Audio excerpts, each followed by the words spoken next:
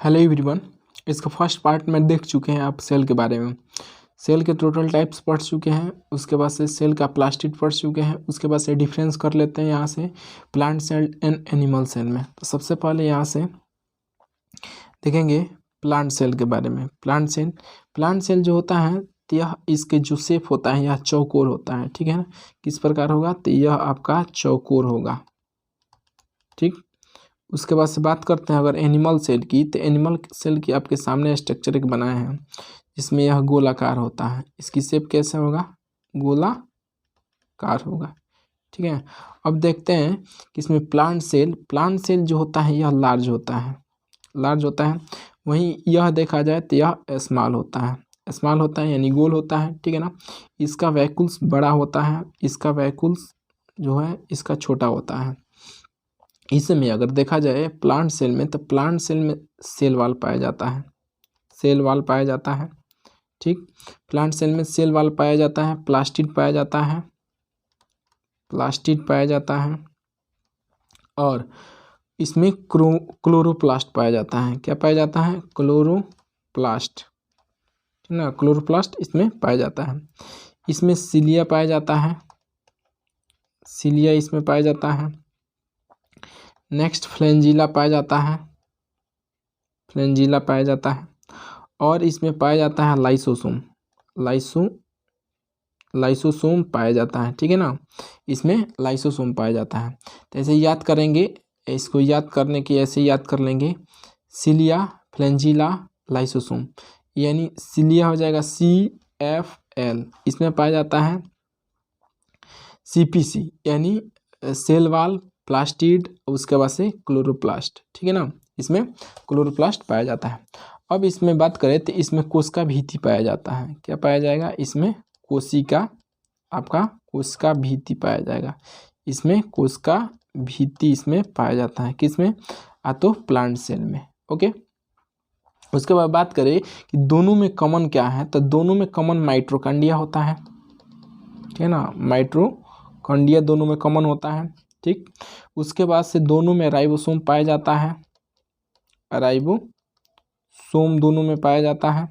उसके बाद से इंडोप्लाज्मिक रेटिकुलम दोनों में कॉमन पाया जाता है। उसके बाद से गोल्जी बॉडी पाया जाता है। गोल्जी बॉडी जो सेल में बताए हैं, गोल्जी बॉडी ट्रांसपोर्टिंग का काम करता है। उसके बाद से आपका सेंट्रोसोम पाया जाएगा, सेंट्रोसोम इसमें पाया जाता है। उसके बाद से इसमें न्यूक्लियस पाया जाता है। दोनों में कॉमन की बात कर रहे हैं, तो दोनों में कॉमन न्यूक्लियस भी पाया जाता है, इतना समझे। अब बात करते हैं इसका सिलिया और फ्लैंजिला की। इसका स्ट्रक्चर किस प्रकार का होता है, देखिए और इस प्रकार का अगर रहेगा, इस प्रकार की, तो यह आपका हो जाएगा सिलिया, इसे कहा जाता है सिलिया, ओके। अगर इस प्रकार के स्ट्रक्चर आपको दिखे, इस प्रकार के अगर स्ट्रक्चर दिखे, तो यह हो जाता है आपका फ्लैंजिला, ठीक है ना। यह हो जाता है फ्लैंजिला। तो आप समझ पाए होंगे plant cell and animal cell में दोनों में डिफरेंस क्या है। यानी प्लांट सेल और एनिमल सेल में दोनों में मेनली आपको डिफरेंस क्या क्या पाया जाता है, इसको याद रखेंगे। कॉमन में mitochondria, ribosome, endoplasmic reticulum, Golgi body, centrosome, nucleus, इसको कॉमन में याद रखेंगे। उसके बाद से यहाँ याद रखेंगे लार्ज होता है, वैक्यूल्स इसमें छोटा होता है, इसमें वैक्यूल्स बड़ा होता है या स्मॉल होता है, मतलब इसमें बड़ा होता है, ठीक है ना। उसके बाद से सेल वाल पाया जाता है, प्लास्टिड पाया जाता है, क्लोरोप्लास्ट पाया जाता है, सिलिया, फ्लैंजिला, लाइसोसोम इसमें पाए जाते हैं। अब हम दोनों में डिफरेंस निकालेंगे, इसमें प्रोकैरियोटिक सेल और यूकैरियोटिक सेल, ओके। प्रोकैरियोटिक और यूकैरियोटिक सेल था। देखो प्रोकैरियोटिक जो होता है यह अविकसित होता है। कैसी सेल होगा, अविकसित सेल होगा, ओके। यह विकसित सेल होता है, इसको कहा जाता है मतलब विकसित, ठीक है ना। इसको क्या कहा जाएगा, विकसित सेल होता है, वो अविकसित होता है। अब बात करते हैं तो यह जो होता है यह स्मॉल होता है, ठीक है ना। कॉमन डिफरेंस देखते हैं, अविकसित, ठीक है ना। यह क्या होता है, बड़ा होता है, ठीक है ना। यह क्या होता है, बड़ा होता है। अगर इसमें देखा जाए तो इसमें नो इन्वॉल्व ऑन न्यूक्लियस, मतलब न्यूक्लियस पर इसमें परत नहीं लगा रहता है। किस पर, न्यूक्लियस में इन्वॉल्व नहीं रहता है, न्यूक्लियस में परत नहीं लगा रहता है। इसमें इन्वॉल्व ऑन न्यूक्लियस, यह कैसा होता है, involve on nucleus, envelope on nucleus. इसमें श्वसन जीव द्रव्य से होता है। किससे होगा? इसमें जो श्वसन होगा, श्वसन इसमें किससे होगा? तो जीव द्रव्य से होगा, ठीक है ना। इसमें श्वसन जो होगा वह जीव द्रव्य से होता है। इसमें श्वसन जो होता है वह माइटोकॉन्ड्रिया से होता है, ठीक है ना। श्वसन किससे होता है? तो इसमें माइटोकॉन्ड्रिया से इसमें श्वसन होता है। ओके, यह पेप्टिडोग्लाइकोड से बना होता है, ठीक है ना। यह सेलुलोज का बना होता है, ठीक। उसके बाद से यह पेप्टिडोग्लाइकोड का बना होता है, यह सेलुलोज का बना होता है, यूकेरियोटिक। अब बात करें कि दोनों में कॉमन क्या होता है, तो दोनों में कॉमन यही होता है कि दोनों में कॉमन होता है इसमें सिलिया पाया जाता है, ठीक है ना। इसमें सिलिया पाया जाता है, फ्लैंजिला इसमें पाया जाता है। दोनों में क्या पाया जाता है? फ्लैंजिला पाया जाता है, दोनों में फ्लैंजिला पाया जाता है। उसके बाद से दोनों में कॉमन डीएनए होता है। उसके बाद से दोनों में जीवद्रव्य होता है। क्या होता है? दोनों में आपको जीवद्रव्य देखने को मिलेंगे, दोनों में जीवद्रव्य देखने को मिलेंगे। उसके बाद से आपका दोनों में सेल भित्ति आपका देखने को मिलेगा।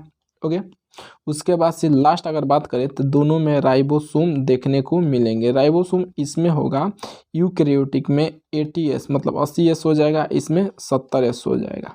Are you understand? ओके, उसके बाद से अगर हम बात करें प्रोकैरियोटिक है, तो प्रोकैरियोटिक में एक मतलब चार्ट बना लीजिए। जैसे इसमें पाया जाता है सिलिया, इसमें पाया जाता है। ओके, इसमें यही डिफरेंस याद रखना है। इसमें सिलिया पाया जाता है, फ्लैंजिला पाया जाता है, फ्लैंजिला इसमें पाया जाता है। उसके बाद से इसमें सेल वाल रहता है। क्या रहेगा? सेल वाल रहेगा। उसके बाद से इसमें सेल मेम्ब्रेन्स देखने को मिलता है, सेल मेम्ब्रेन्स देखने को मिलता है। उसके बाद से इसमें राइबोसोम पाया जाता है, राइबोसोम पाया जाता है। राइबोसोम आप जानते हैं यह कितना पाया जाता है? 70S पाया जाता है। उसके बाद से इसमें न्यूक्लियस पाया जाता है, न्यूक्लियस पाया जाता है। उसके बाद से इसमें आरएनए पाया जाता है, आरएनए पाया जाता है। उसके बाद से इसमें जीवद्रव्य पाया जाता है। अब बात करते हैं यूकेरियोटिक के। तो यूकेरियोटिक में क्या क्या पाया जाता है? तो इसमें सिलिया पाया जाएगा, फ्लैंजिला पाया जाएगा, सेल वाल पाया जाएगा, सेल वाल पाया जाएगा। सेल मेम्ब्रेन्स इसमें भी पाया जाता है, सेल मेम्ब्रेन्स इसमें पाया जाता है।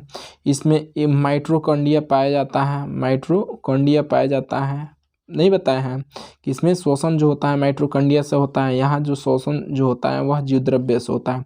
इसमें माइटोकॉन्ड्रिया पाया जाता है। इसमें गोल्जी बॉडी पाया जाता है, इसमें गोल्जी बॉडी पाया जाता है। किसमें? यूकेरियोटिक में। उसके बाद से इसमें राइबोसोम पाया जाता है। राइबोसोम कितना पाया जाता है? राइबोसोम 80S पाया जाता है। राइबोसोम कितना पाया जाएगा? इसको याद रखेंगे, 80S पाया जाता है। उसके बाद से इसमें वैक्यूल्स पाया जाता है, वैक्यूल्स पाया जाता है। उसके बाद से इसमें न्यूक्लियस पाया जाता है, न्यूक्लियस पाया जाता है। उसके बाद से इसमें डीएनए पाया जाता है। क्या पाया जाएगा? डीएनए। यहाँ पर आरएनए पाया जाएगा तो वहाँ पर डीएनए पाया जाता है। उसके बाद से इसमें क्लोरोप्लास्ट पाया जाता है, क्लोरोप्लास्ट इसमें पाया जाता है। उसके बाद से इसमें जीवद्रव्य भी इसमें पाया जाता है। ओके, तो इतना चीज़ इसमें पाया जाता है। अब बात करते हैं इसमें यूकेरियोटिक के अंदर प्रोकैरियोटिक के लक्षण भी इसमें मतलब माइटोकॉन्ड्रिया, प्लास्टिड वगैरह में देखे जाते हैं।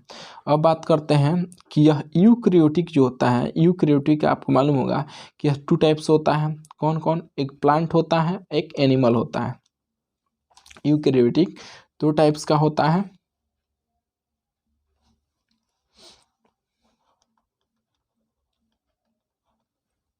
यूकेरियोटिक 2 टाइप्स का होता है। पहला होता है प्लांट होता है, और दूसरा होगा एनिमल होगा, दूसरा एनिमल होगा। प्लांट जो होता है यानी पादप होता है, पादप में। एनिमल किस में होता है? जंतु में। यूकेरियोटिक पाए जाते हैं। अब बताओ पादप में 2 प्रकार के पाए जाता है, जैसे प्लास्टिड। उसके बाद से इसमें सेल वाल भी इसमें रहता है। ओके, यूकेरियोटिक में। अब बात करते हैं आपका न्यूक्लियस की, उसके बाद से सेल की। ओके, तो न्यूक्लियस यह होता है, यह क्या रहेगा? आपका न्यूक्लियस। अब यह सेल में आपको बता दिया है कि यहाँ माइटोकॉन्ड्रिया रहता है, गोल्जी बॉडी रहता है, वैक्यूल्स रहता है, उसके बाद से लाइसोसोम रहता है, राइबोसोम रहेगा, साइटोप्लाज्म रहेगा, उसके बाद से इंडोप्लाज्मिक रेक्टिकुलम रहेगा, उसके बाद से आपका राइबोसोम वगैरह वगैरह रहेगा। यह देखिए यह स्ट्रक्चर मतलब यहाँ से बात करेंगे कि यह होता है तो सेल का यह होता है क्या होता है, न्यूक्लियस, यानी जिसको केंद्रक कहा जाता है, केंद्रक कहा जाता है। अब इसकी खोज का श्रेय आपका किसको जाता है, तो इसकी खोज का श्रेय जाता है रॉबर्ट ब्राउन को जाता है।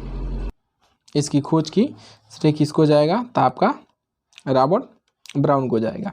ओके, यहाँ से अगर इसकी खोज को मतलब इसको ओपन करें तो आपका एक रेंज की टाइप का ऐसे स्लाइड रेंज की टाइप का ऐसे आपका स्ट्रक्चर मिल जाएगा। ओके, इस प्रकार की स्ट्रक्चर मिल जाएगा।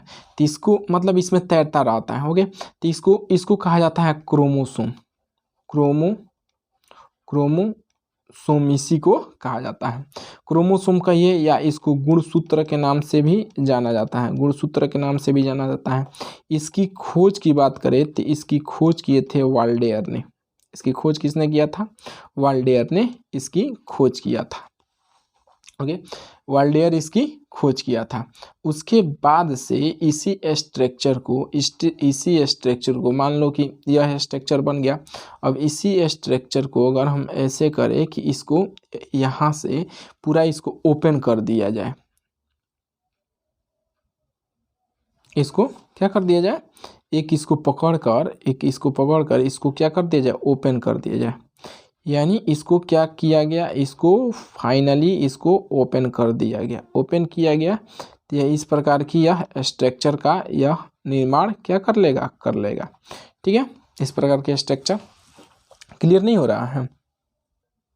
तो इतना काम कर दिए थे आपको। इसको कहा जाता है आपका, हाँ, गुणसूत्र की बात कर रहे थे तो गुणसूत्र मेनली यह होता है 23 जोड़ा होता है। 23 जोड़ा के मतलब हो गया कि 46, इसका फॉर्मेशन होता है 46। ठीक है, 23 इसको जोड़ा यह पाया जाता है। 23 जोड़ा क्या पाया जाता है, तो क्रोमोसोम पाया जाता है। अब बात यहाँ से स्टार्ट हो जाता है डीएनए की। यहाँ से इसको कहा जाता है डीएनए, इसको तोड़कर डीएनए कहा जाता है। तो डीएनए के खोज का कार्लसवर्ग ने किसने खोज किया था, कार्लसवर्ग ने। लेकिन अगर डिजाइन की बात करें कि इसका डिजाइन किसने दिया है, ऊपर जो डिजाइन दिख रहा है तो किसने दिया, तो यह वाटसन और क्रिक ने इसका डिजाइन दिया, वाटसन और क्रिक ने इसका डिजाइन दिया। अगर हम बात करें जीन की अगर बात करें तो जीन की खोज का श्रेय जाता है जोहानसन को। किसको, जोहानसन को जीन की खोज का श्रेय जाता है। तो ये आपका रहा, यहाँ से आपका यह केंद्रक रहा। केंद्रक को जब ओपन करके देखा गया तो इस प्रकार के स्ट्रक्चर दिखा, जिसको हम क्रोमोसोम के नाम से जाना जाता है, जिसको गुणसूत्र खोज किए थे वाल्डेयर ने। इसमें 23 जोड़ा रहता है गुणसूत्र, 23 जोड़ा यानी टोटल 46। डीएनए की बात करते हैं, डीएनए कार्लसवर्ग ने इसकी खोज किया था, डिजाइन वाटसन एंड क्रिक ने दिया था। जिनकी बात करें, जिनकी खोज जोहानसन ने किया था। ओके, अब बात करें कि केंद्रक के अंदर एक केंद्रिका द्रव भरा रहता है। इसके अंदर जैसे इस द्रव को क्या कहा जाता है, केंद्रिका द्रव कहा जाता है। अगर प्रोटोप्लाज्म की बात करें तो प्रोटोप्लाज्म में क्या होता है, आप बताइए। प्रोटोप्लाज्म मतलब होता है जीव द्रव्य।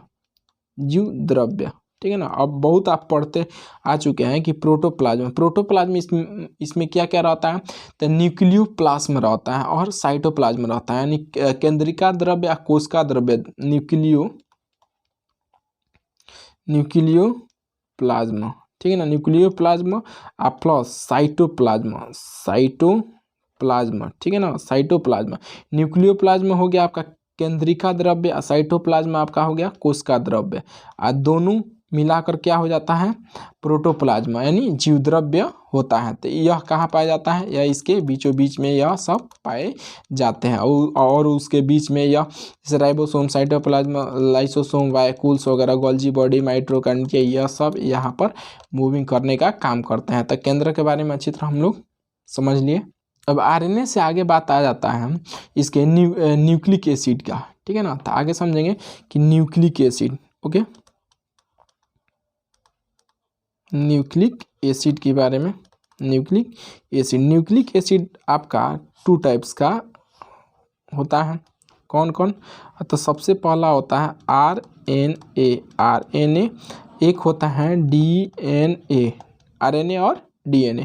तो आरएनए का अगर स्ट्रक्चर देखें तो यह आपका आरएनए के इस प्रकार स्ट्रक्चर आपका बना मिल जाएगा, ओके, ये आरएनए का स्ट्रक्चर है। लेकिन डीएनए की बात करें तो डीएनए का स्ट्रक्चर इस प्रकार आपको देखने को मिलेगा, ओके, इस प्रकार आपका डीएनए का स्ट्रक्चर आपको दिखाई देगा, ठीक है ना।